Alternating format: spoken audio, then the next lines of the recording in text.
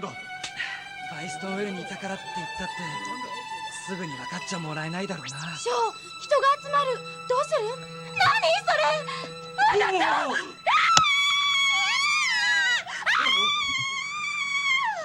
た！シオ、なんだその蝶々は。私はチャムよ、蝶々じゃない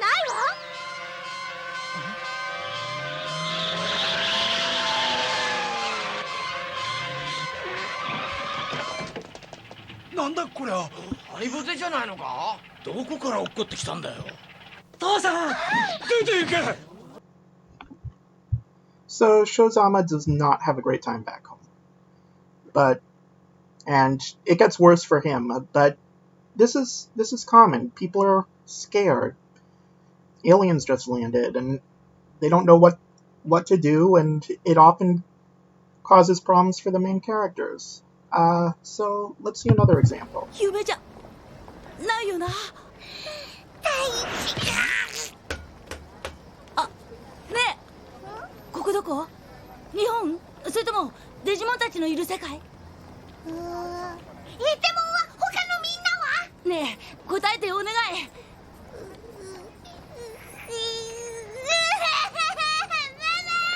大事泣かしちゃダメだよ。バカ！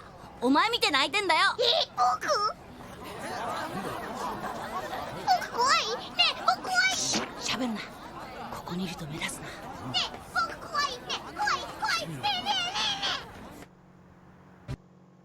So yeah, meeting a live Digimon can be kind of disorienting, and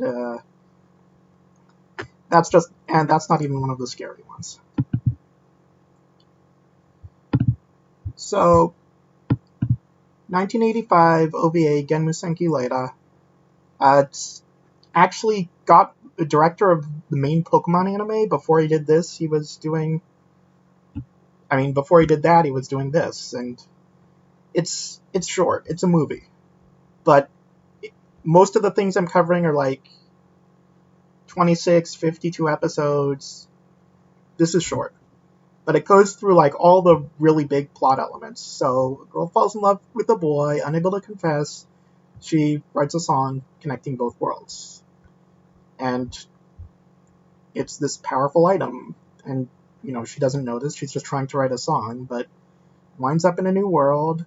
And her song gets stolen, and sword fights, mechs, the usual. And it anticipates a lot of the earlier shoujo stuff. Later shoujo stuff you see. But it's it's not one from the art, but you'll see echoes of it in stuff like Shigeyuki or Escaflowne.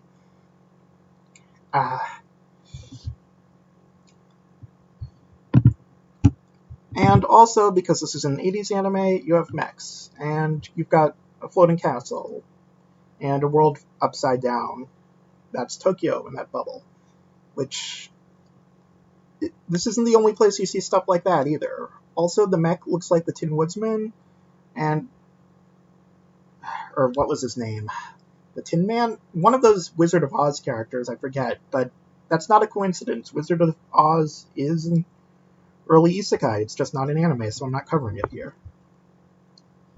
And, let's take a look at some Leda.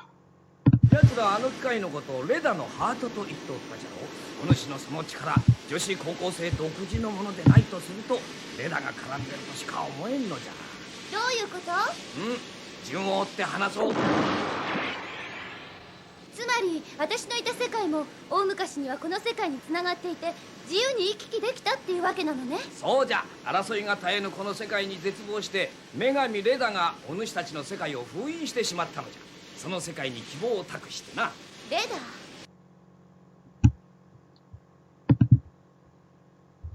And this idea of worlds being sealed apart from one another is actually kind of common, and sometimes if things get too powerful, that breaks and they're connected again, and it doesn't go well for either party. But, you have this idea of distortions that show up in not just in Leda, but in a lot of things. So, Fushigi Yugi, personal favorite of mine. Manga 1992, anime 1995, Wataseyu also did Yashino Seras, and I think some other stuff, but I forget. This is probably her best known work.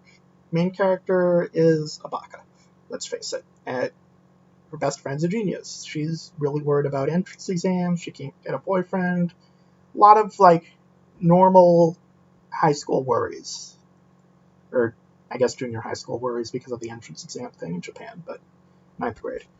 And it's very much a shoujo, which it's not the only example. Isekai anime were usually more off about 50-50 shoujo, which was rare for anime in general. And, like, people say it was only shoujo, which it wasn't, but there's a lot, and a lot of it's good, and I wish we had more adventure shoujo these days. And I guess we're getting otome isekai recently, stuff like Bakarina, but this is not like that at all. This is, like, kind of a totally different tradition. And it's very much a shoujo. It's not always the happy kind, and I do have to warn, there's rape and sexual violence come up, and if that bothers you too much, you probably won't enjoy this. And because it's a shoujo, there are love triangles, there's a reverse harem element. And there's also this question of, how do you make your husbando real? You've got these references to otaku culture in older isekai anime. You don't usually have, like, the full hikini protagonist who plays video games all day. No, you kind of get it later. But you've got a lot of these, like, playing with concepts like a waifu or a husbando, because the Universe of Four Gods is a book, and that's a summoning device. You read the book, you get summoned into another world. One country for each of the four gods. You've got the 7 celestial warriors, 28 total, named for, like, all the constellations of traditional Chinese astronomy. And you've got priestesses, like the main characters. And they're beast gods, and there's this idea of the virgin sacrifice. And, you know, the summoner is also, in a way, a sort of human sacrifice, has to be a virgin, and there's this fear of being devoured by the beast god. Will they survive the summoning and get their wish? And it's linked to the other world, linked to our world by shared items. Miyako and Yui lose touch because one of them changes their clothes. You have this hair which she leaves in a book, which, like, gets caught in the book, and she talks to her brother through it until she sets it on fire. And usually you have, like, another character back on Earth. First it's Yui, then it's Miyako's brother and his friend, actually reading the book as the events happen. Though it doesn't always stay that way. So let's take a look. 私は本の外の現実の人間。分かっていたけど、考えたくなかった。私はただの中学生、ただの受験生。そこにはお母さんもお兄ちゃんも友達もみんないる。生まれて15年間暮らしてきた本当の私の世界。でもそこには玉褒めは存在しない。私行くな。どこにも帰るな。俺のそばにいろ。玉褒めダメだよ。離して。嫌だ。いつも不安だった。お前を失うのは嫌だ。もしここに残れば永久に向こうの世界を捨てることになる。でもそうすれば玉褒めとは離れずに済む。This question of where I want to stay, it's a central conflict in Fushigi Yugi, but you have elements of it in a lot of these, because you've got a new world. If you're not getting a new lover, you're getting at least new friends there, and no one who gets summoned into another world is, like, having a great life back on Earth. It just, like, that's not the appeal of the genre. That's not very common for characters. And a lot of times, you know, you have this central conflict of do I want to go back? And we'll come back to that later, but it's not just a Fushigi Yugi thing. So, Magic Knight Rare, manga 1993, anime 1994. It's by Clamp, who's done so much stuff. But, I mean, I listed 3 of their things, and that's not even close to their entire output. They're extraordinarily prolific. And this is kind of where you start to get that generic JRPG setting, except it's a 1990s JRPG, so it's like, it's not an MMO, those don't really exist yet. It's kind of like Dragon Quest, which I guess modern Isekai do that too, but they add mechs, because anime likes adding mechs in this era. And you see it in a lot of things. But the characters are actually pretty well adjusted, which you don't see in a lot of shows. But except Hikaru toward the end. But that means and you see this in Digimon and some other things too, if you can't hurt the main characters, you hurt the side characters. And got a lot of stuff about power of friendship, taken quite literally, which, it's not uncommon at all in battle anime with a lot of battles. But the thing with doing another world is you can make the world literally run on whatever you want to, and Sephiroth is a world of the heart. First season, it's actually pretty generic, except with a twist toward the end, because Clamp likes twists. Second season, you get like this 4-sided conflict over the power source of the other world, and it gets really unusual. And here's Sephiroth. It's a world where wishes are actually a power source. And it's collapsing. You've got storms. Those monsters of the week they're fighting? Those aren't supposed to be there. Those aren't, normal for this world at all. It's just kind of there. And you have the pillar. And the pillar, like in Fushigi Yugi, you have this idea of sacrifice. And the pillar has to pray constantly. It's lifelong vocation. Extremely powerful, but not fun at all. And first pillar doesn't like the role, then you have people fighting to assume it, but they don't always know what it means. And it starts out as like this full-fledged world, and it kind of is. I mean, look at it. But you get invasions from they're called countries, but they're kind of like worlds of their own, 3 of them, and get a full-fledged war over the Pillar of Sephiroth in the second season.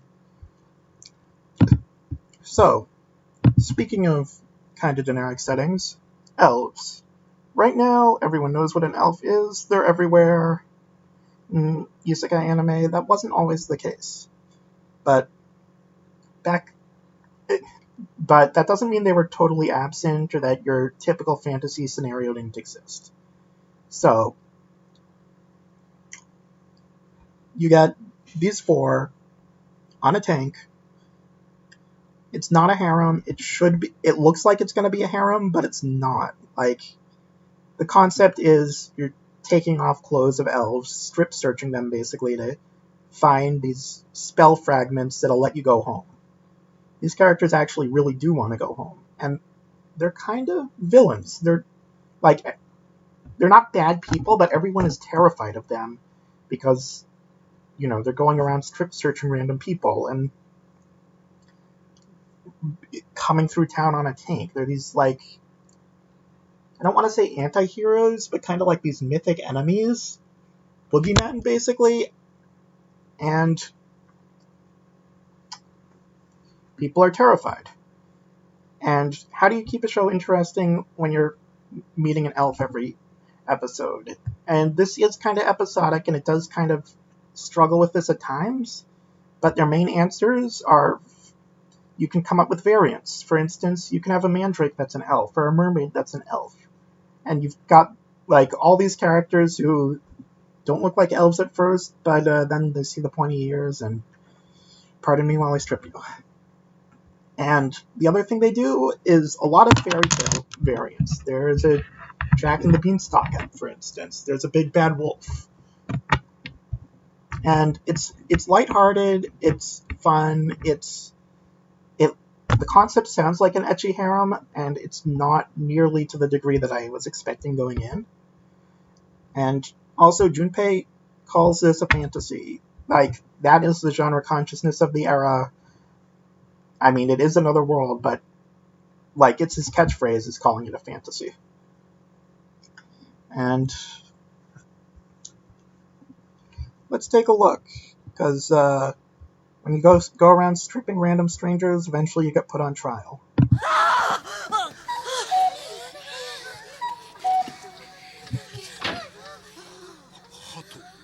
わからない。私にはわかります。あれは鳩時計といって私たちの世界では時を告げるものです。どうしてお前たちの世界のものが。そうか、これは巧妙なトリックだな。それではあなたの世界にあんな山はありました？山？あんな山いつの間に？あの山はわからん。今まであったような気もするが、だとしたらどうしてあんな大きなものがわからないのだ。富士山と言います。あれも私たちの世界に存在する山です。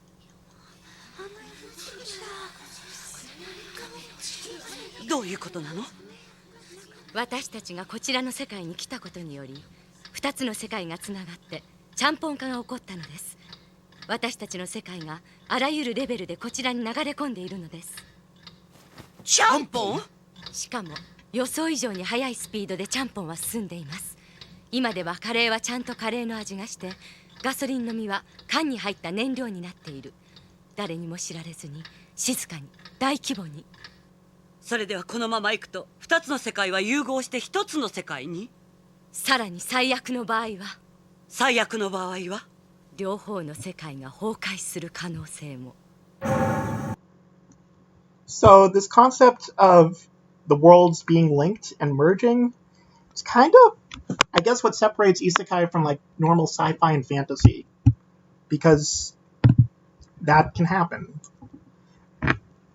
When you have two worlds and they're connected somehow, sometimes those connections can get weird and things can come together that shouldn't. And it shows up in Letta. You have Digimon 02 where they're worried about this exact scenario happening. It's not just in those who hunt elves, but I feel there's a really good look at like how it works there, and it goes farther there than it does in a lot of shows. So,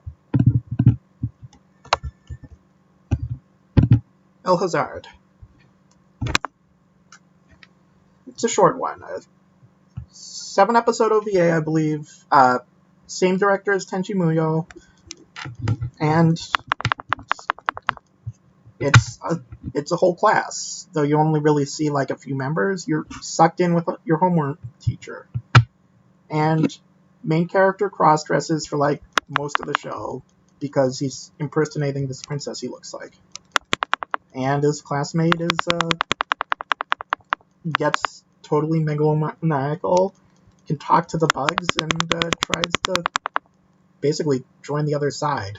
School bully, not a nice dude, but like, you can do that. That's kind of how the whole power fantasy works. Sometimes you want to play chaotic evil, it's fun. And he's not the only one getting weird powers with getting sucked into another world. Everyone gets a different one, which is unusual. And you've got this Eye of God, which they're fighting over. It's a super weapon, and fire it can even pierce the dimensional barrier. And they're not just fighting these bugs, you've got these blue people who make a bunch of illusions. You've got all this weird magic and stuff going on. It's like, I don't know how to characterize the setting, but it's very atypical. So let's take a look. 私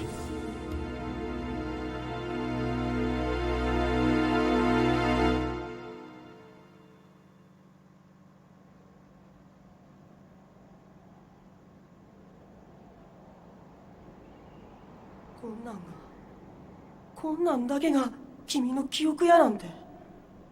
そうだ、これが私の世界だ。私は戦うしかない。ゼンマイの主の命じるままに。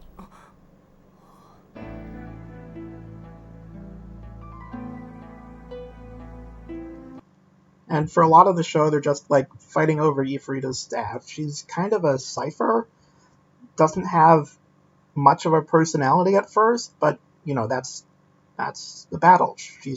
She controls the weapon. Everyone wants to control her, and that's kind of how that's kind of the conflict of the story.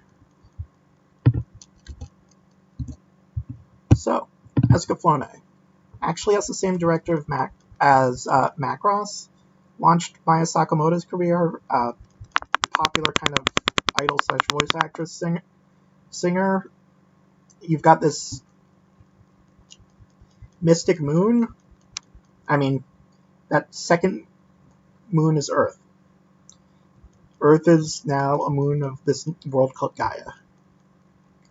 And you've got a lot of fortune telling. Hitomi does readings of her own with tarot cards, and she's good. Like, really good. It's her special power. The people fighting in mechs are from this world, but they use Hitomi because she's so good at predictions. But it doesn't always go well. You've got, like, seeing fate is not a happy thing, and trying to alter it, like, through your own visions, can go very, very wrong. So it gives her trouble. And you have basically the characters are refugees fleeing the empire of Zybok, going from kingdom to kingdom and trying to fight back.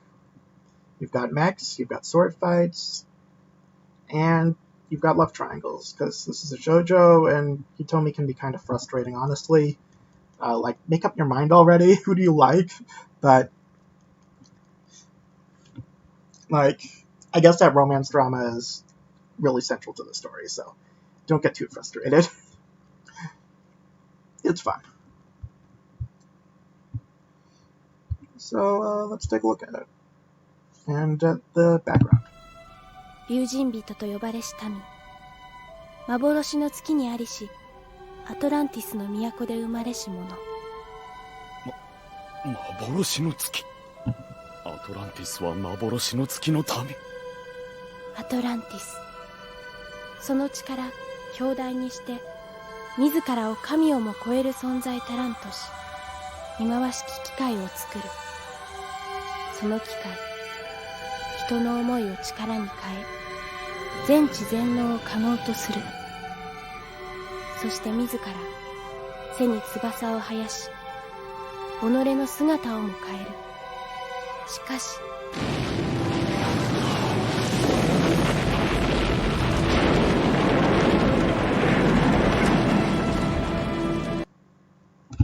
Powerful ancient people accidentally sparking an apocalypse does not only happen in Escaflowne. There is another isekai from the period doing something surprisingly similar. And it's not very... Like, these guys from Atlantis are kind of the difference... I mean, there's also a cat girl, but the big difference between Gaia and our world are these ancient peoples, and this show's kind of about their legacy. Digimon Adventure. Best anime ever made. 1999 series. There are virtual pets. There are video games. The adaptation is super loose and the story is original. Directed by Hiroyuki Kakudo, who hasn't done that much else.